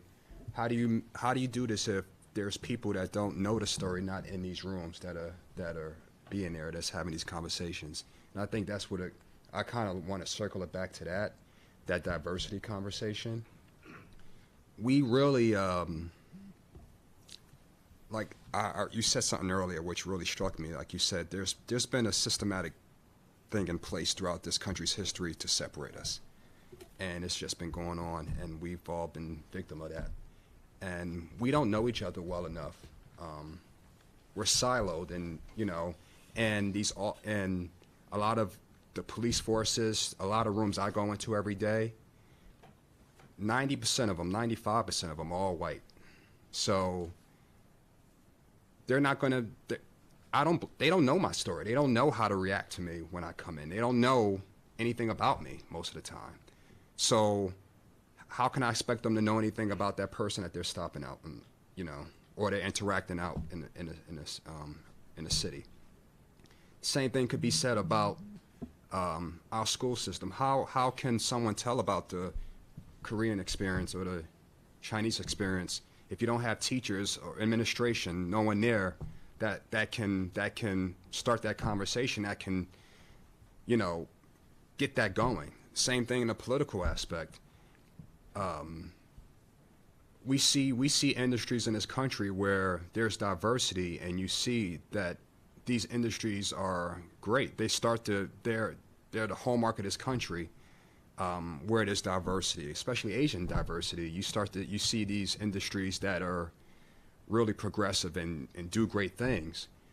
But public service, the media, and I look at the media as a public service. I look at education as a public service. I look at law enforcement as a public service. They're very important industries, hallmarks of this country, if we don't have enough, and they hold a tremendous amount of responsibility, a law enforcement officer has a lot of power. We can deprive someone of their liberty, and sometimes in certain situations their life, if it's a violent situation. We need more people. We need more diversity in these fields, and we have to make sure we're telling our young people, Asian, Black, Hispanic, otherwise, that they need to look at these careers as a public service in a true sense of what public service is. And once we start doing that, I think you'll start seeing, hopefully, those silos start to break down. You'll start seeing Asian, the whole holistic story, not the victimization, but the heroes, the contributions, the real stories, not the black assailant, but the black police officer, the black public servant. You start seeing those holistic stories being told, but we gotta make sure we start having these young people look at these jobs, because I've been a trooper for my entire adult life. There is so much power in this job, and there's so much influence in this job, and there's so much good you can do in this job, and there's so much good a teacher can do. There's so much good a reporter can do. I love reporters. I really do. I think the great institution of this country. I think the truth needs to be told. But if we don't have our people in there telling everyone in there telling those stories, then we're just going to keep going down this road. One thing everybody can do, this is my opinion, is you can encourage everybody to vote, every community and everyone. If everybody voted, the first stop that Rudy Giuliani made after he was elected mayor, and I was there, 7 a.m. the day after he got elected, was Lubavitch headquarters in Brooklyn, because the Lubavitch community votes 99.9% whatever the rabbi says. And every politician in New York City knows that. And the other night, I was in Devorah Halberstam's home, and the governor came by, and the mayor came by, the attorney general of New York came by, members of Congress came by, a lot of three-star NYPD were there, and because they know the Lubavitch people vote 99.9%, and Asian Americans, on the other hand, although majority vote Democratic, around 70-something%, are splitting off more and more now. But every community can register to vote. That's one way to deal with the issues here. Round of applause for everybody. Thank you for coming. And somebody's going to speak now.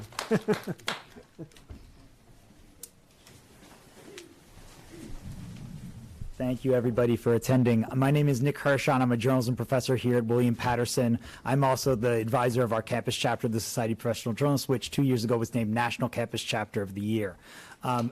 Thank you. Wow, from 2 years ago, I could still get applause with that line. I got to remember that.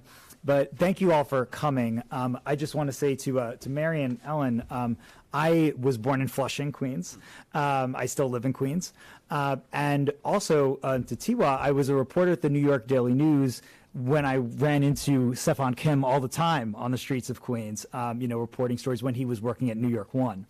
At the Daily News, actually, my editor was Korean American. I maybe was a rare reporter who had that sort of experience. My editor was Paul Shin, who's now working at ABC News, was the best editor I ever had. And so maybe I was the rare reporter who had that sort of experience. But I hope that you're imbuing that with our reporters of tomorrow today. And thank you for taking the time to do this, because I think that we are a majority minority institution. The fact that you've all taken the time to actually come here, your presence shows to the students who are, may not see faces like themselves all the time in the media that this is possible. So you taking all that time to do it. I want to give a shout out especially to Dr. Nasrujan and Dr. Wallace, because I know this is a very busy time of our semester and we have midterms and everything, and they're taking precious time out of that to join us today. So thank you for your contributions. But just the moments that I've seen today of some of our student journalists being able to talk individually to Hazel Sanchez, Atiwa Chag, and Riley, and everybody here, is just fantastic. I do just want to briefly throw it to close to the president of our Society of Professional Journalists, Angelica Amagashi.